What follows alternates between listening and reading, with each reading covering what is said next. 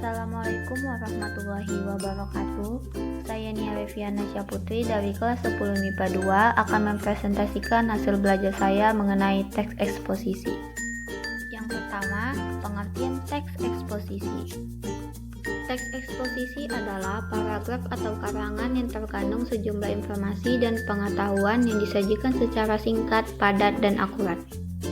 Adapun pendapat lain menyatakan bahwa teks eksposisi adalah jenis atau ragam teks yang memiliki fungsi menyampaikan gagasan-gagasan berupa pemikiran tentang suatu topik.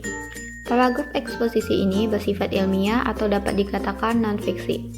Selanjutnya, tujuan teks eksposisi. Teks eksposisi bertujuan menjelaskan informasi tertentu supaya dapat menambah ilmu pengetahuan pembaca. Sehingga dengan membaca teks eksposisi, maka pembaca akan mendapatkan pengetahuan secara rinci dari suatu hal atau kejadian. Berikutnya, ciri-ciri teks eksposisi. Teks eksposisi memiliki ciri-ciri yaitu 1. Singkat dan padat, 2. Gaya informasi yang mengajak, 3. Menjelaskan informasi pengetahuan, 4. Bersifat objektif dan netral, 5. Penjelasannya disertai data yang akurat, 6. Umumnya menjawab pertanyaan apa, siapa, kapan, di mana, mengapa, dan bagaimana. Selanjutnya, struktur teks eksposisi. Berikut struktur teks eksposisi. Yang pertama, judul, sesuatu yang dibahas dalam teks eksposisi.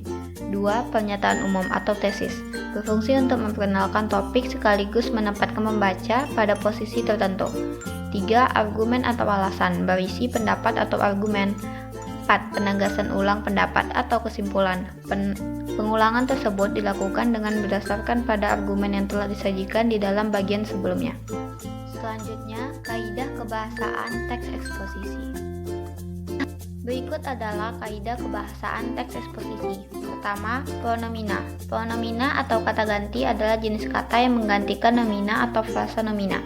Yang kedua, nomina, merupakan kata yang mengacu pada benda baik nyata maupun abstrak.